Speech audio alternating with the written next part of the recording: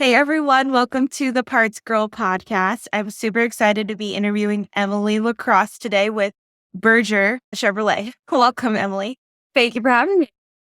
Yeah, I'm so excited. I've been following your journey on LinkedIn for a while, and you are the marketing director with the group, but you have an interesting story because you actually started in parts. So that's the number one reason why I wanted to interview you. So let's get into that. How did it all start? How did you get into automotive? So I started working at Berger Chevrolet in 2016, which was also my senior year of college. So at the time, I had 2 internships while going to school, and I was working at the Alumni Association at the university I went to. And there was a connection between the CFO and the Alumni Association. So the CFO at Berger reached out and was like, does your business have any, or your the Alumni Association have any students who are interested in marketing?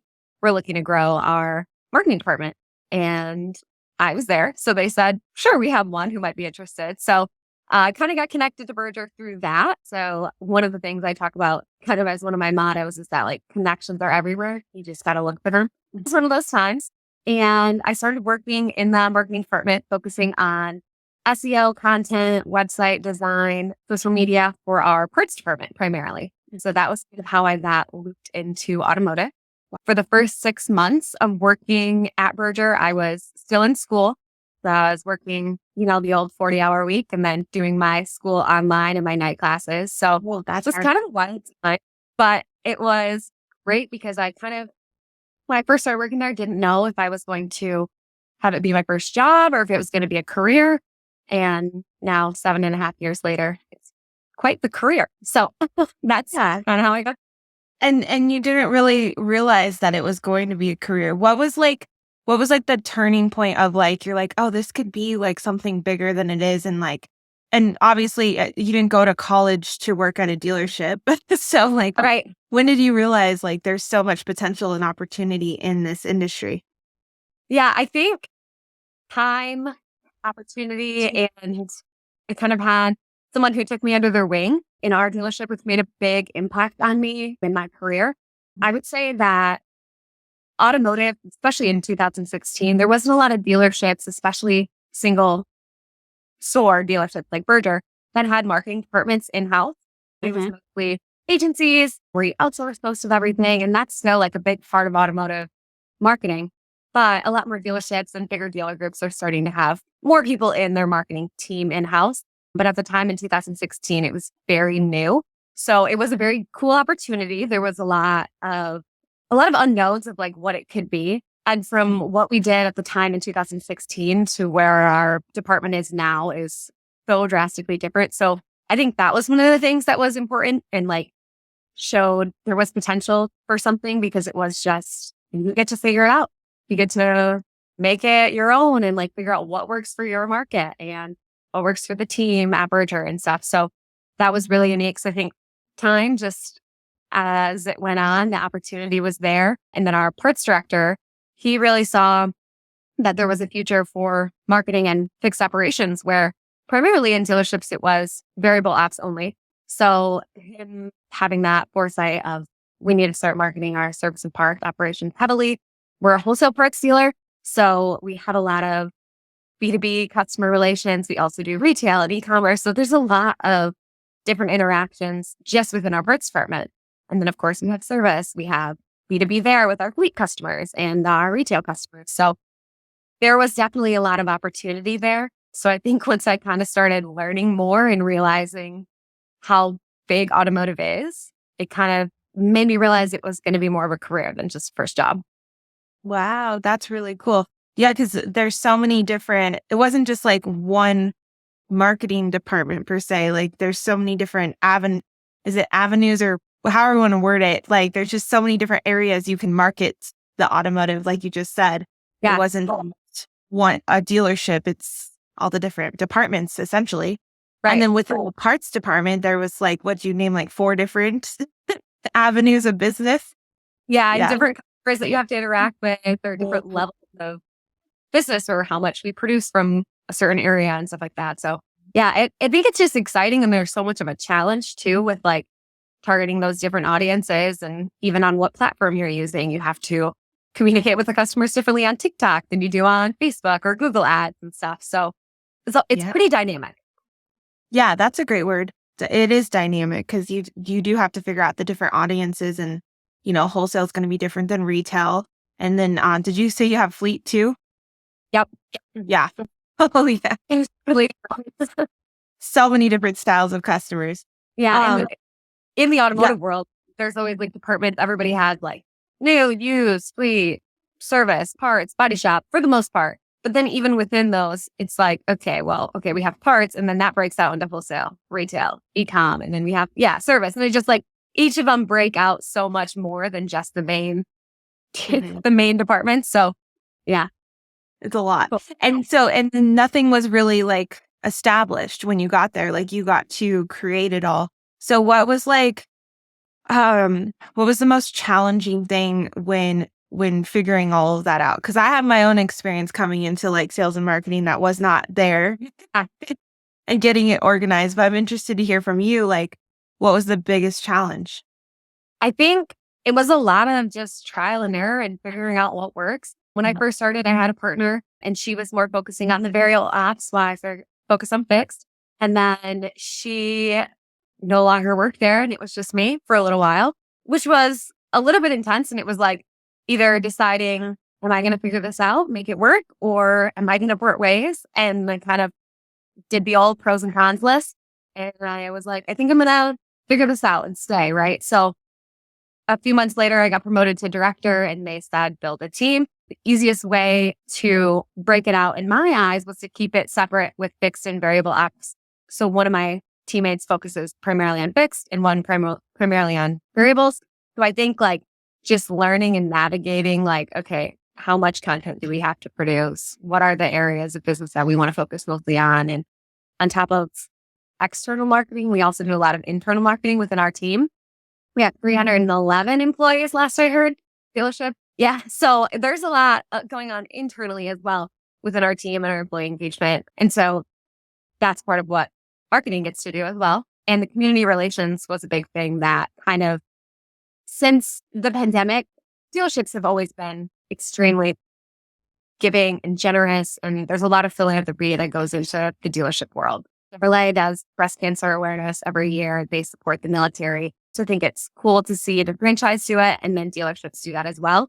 So we really piggyback off of that stuff and do a lot of things internally as well with our team, raising money in addition to the dealership helping give back. So a good balance there. Yeah, because externally is more like community stuff, and then internal. So let's talk a little bit about internally, like what that looks like with your employees, because I think that's something a lot of dealerships are really trying to get their employees more involved in the marketing. So like, how do you guys strategize? Or you don't have to give us all your secrets, but like, how do you get your team and people that aren't marketing people to be involved in your marketing? Yeah.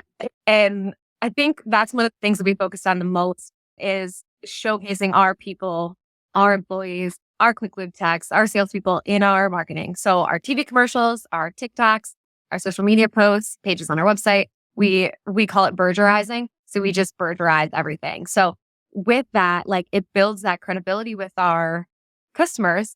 And also it creates a better relationship between marketing and the employees when we are interacting. And I think we're blessed and we're lucky that we get to go out and interact with all departments, where a lot of times maybe new car sales doesn't really interact with parts so much because they're in different areas of the dealership or different buildings, where we get to interact with all the employees through different campaigns, internal marketing, employee lunches, whatever it is. And so we had the opportunity, and I think that helps create that relationship. And then they're more willing to be in our content and be in a photo, be in a video. And we kind of build that trust with them a little bit, but it's not always easy. And some people don't like being behind the camera. So you got to find. I want to know how you hard people to get on camera. You're hard.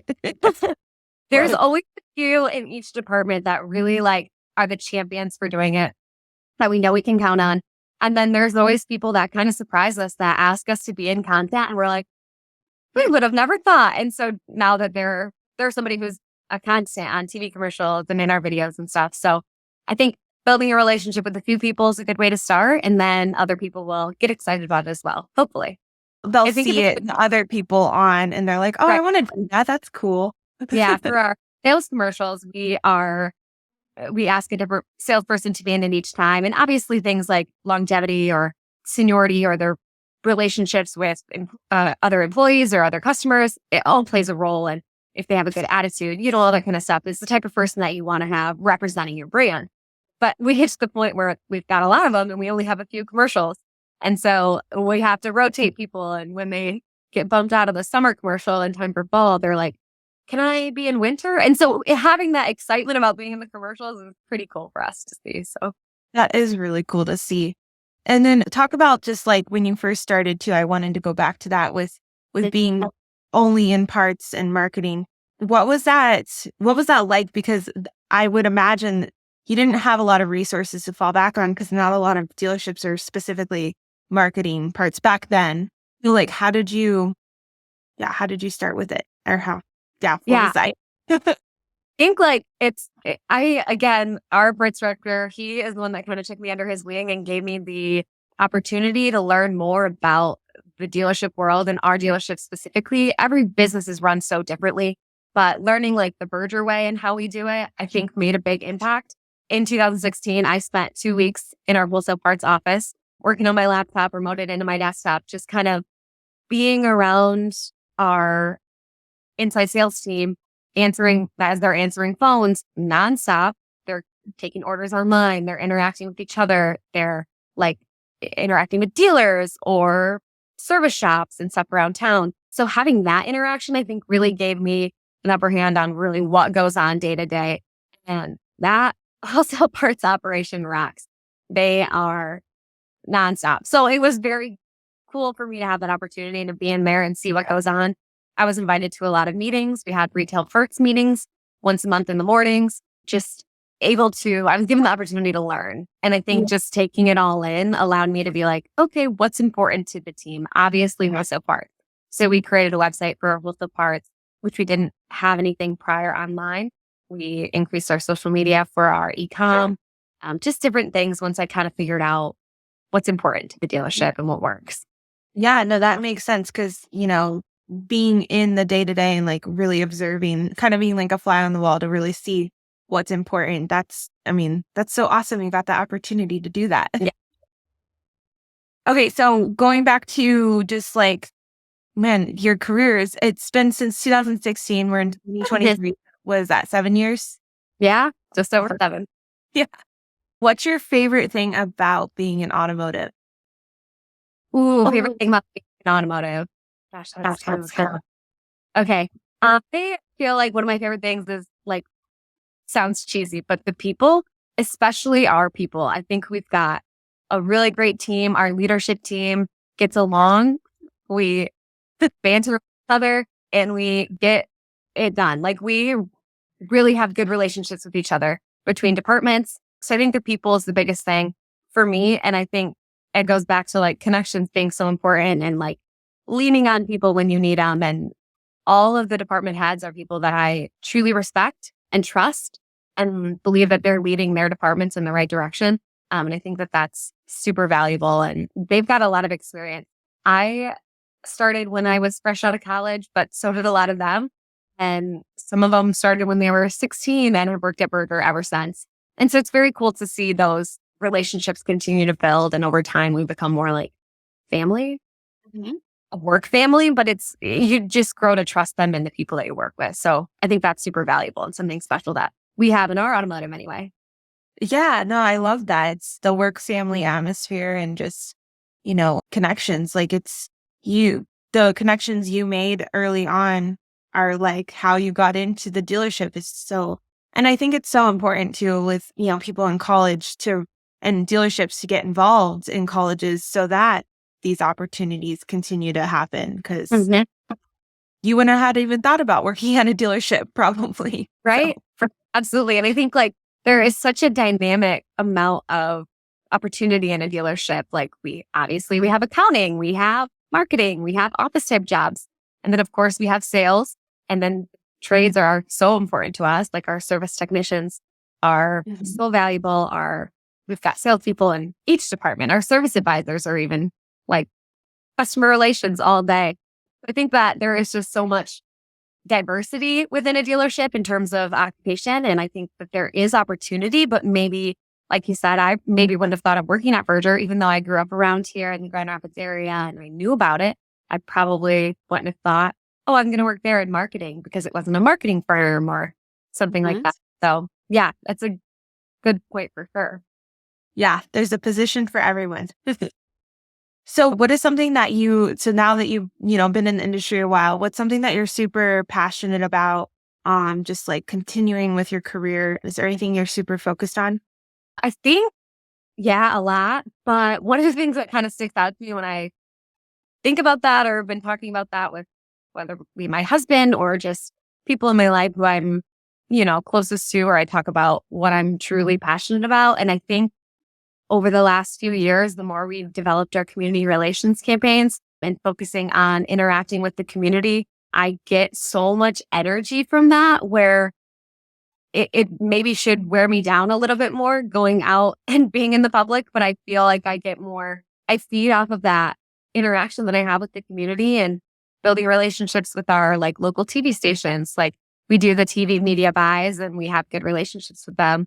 But one of our local stations reached out in 2020 about partnering on a campaign to showcase local businesses that were maybe hurt during the pandemic or were unable to stay open and we're just getting back to it. So that kind of sparked a little bit of that passion in me, building that campaign with one of the local stations. And we do a lot of trade show events with our fleet. We do just different interaction with the community, and whether it's fundraising or volunteering or hosting an event, I think that type of stuff has been one of my main focuses lately and something that I want to continue to pursue. And I feel like very lucky to be able to be the hands and feet, maybe you'd say, like of Berger, because if not for the support of our ownership, we wouldn't be able to do all these things in the community. So having that backup and knowing that this is like you're supported here in doing these events and pursuing this area and connecting with the community just makes it even more like impactful. Yeah. And I think that's what has stood out with your content on just even your personal content that you post, because you post a lot about the community. And I think that's really what it all boils down to with dealerships is being involved in the community and highlighting, like you said, the local businesses. I feel like that would be such a cool thing to do and just like, getting involved in your community. You get to know so many people. Right. And it's crazy because Berger actually was founded in 1925. So we're coming up on 100 years of being in business, which is wild. And like Chevrolet, I think was 1911. So we're only a few years after, the franchise started. So it's really special. And I feel like Berger just has something different to offer our community. And even the fact that we have over 300 employees, like all of them live in this community. So they're here, their families are here, their friends are here. So we just have a lot of connections. Yeah. So why not? Really, give back in the community. And then you get to like use your creativity with marketing and the way that you can connect and really just, doing those events and things. And I think you guys get really creative with that. I'm trying to think of some of the posts I've seen with it. I just feel like what you do is very creative and fun. And that's what it's all about. Yeah, keeping it engaging.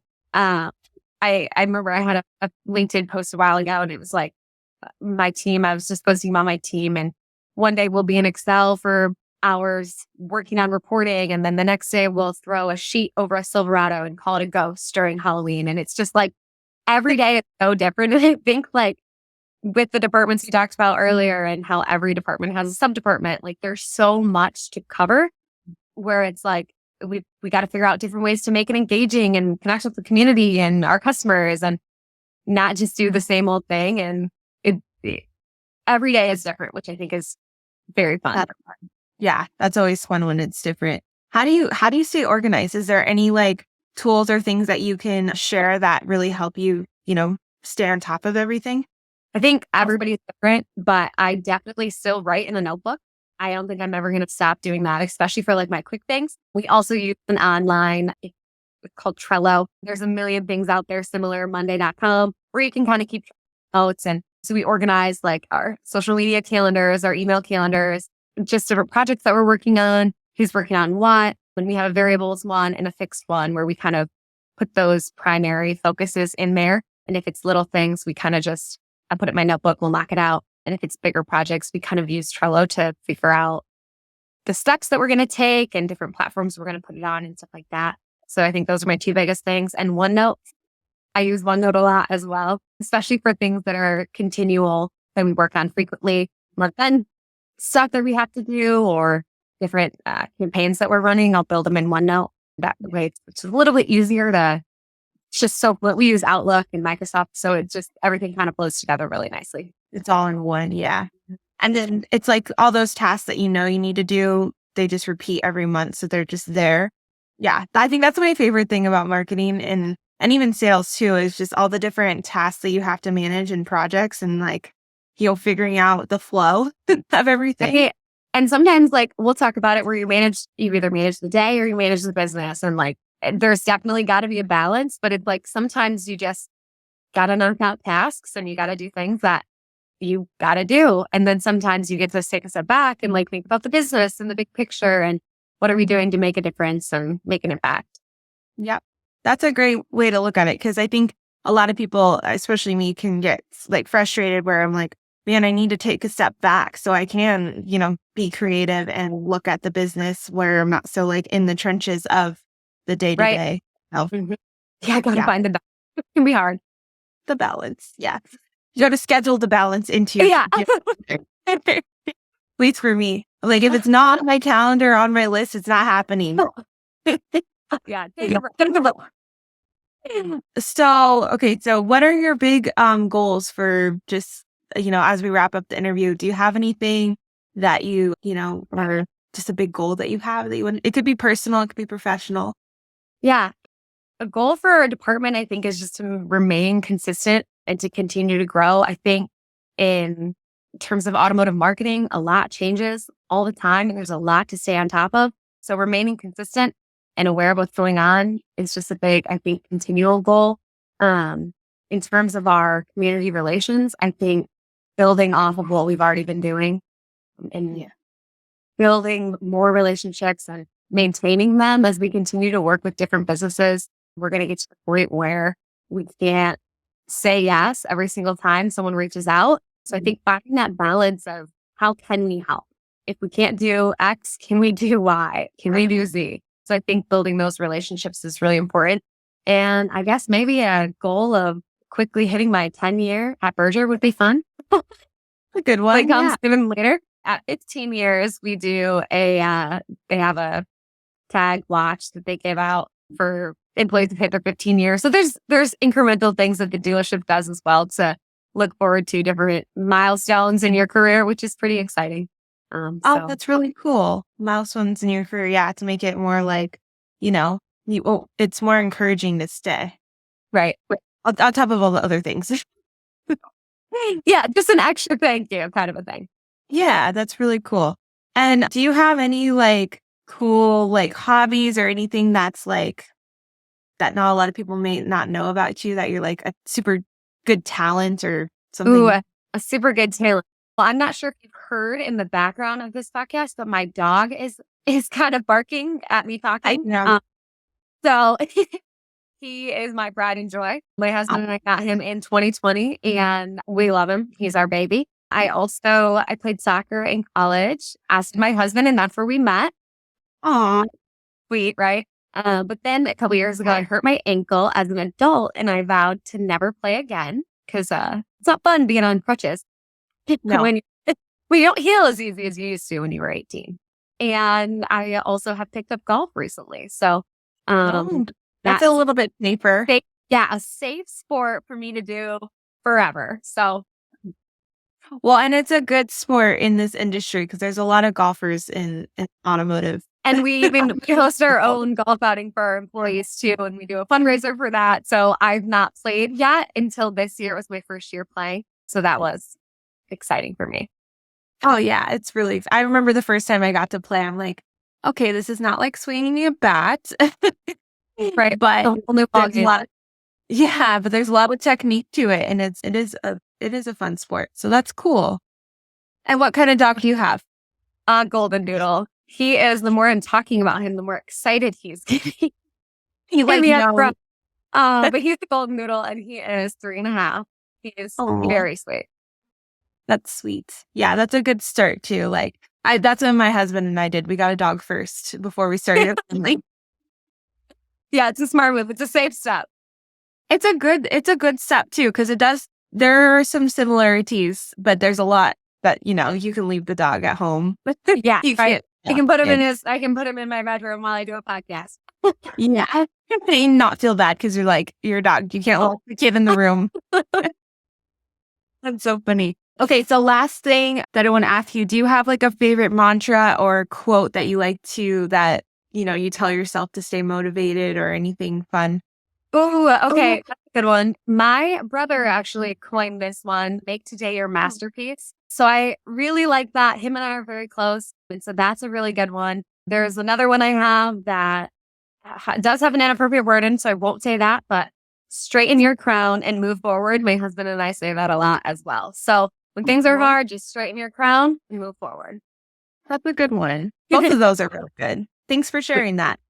we have a whole motto. It's a good thing we're so tough. So we like to focus on the positives, because life can throw a lot of punches, but You really can. it's also beautiful. So you just got to be tough sometimes. Yes, and move through it. And, it's okay when those things happen. You just process them and you figure out that silver lining of, why it's happening sometimes. Absolutely. Sometimes a little bit longer to figure that out, but it always works out. Yeah, there's always a light at the end of the tunnel. There is. Well, is there anything you wanted to add before we wrap up the show? No, I just appreciate you asking me and staying connected on LinkedIn. That's been awesome to see your content as well. So yeah, I appreciate the opportunity. Yeah, and if anyone wants to reach out to you, they can find Emily on LinkedIn, and we'll have the links in the show notes. But I'm sure, if anyone reaches out, I'm sure you'll be happy to help them. Absolutely. Thank you so much. Thanks. Thank you for joining us. PartsEdge, the power tool for your parts department. We hope you're leaving feeling motivated, challenged, and inspired.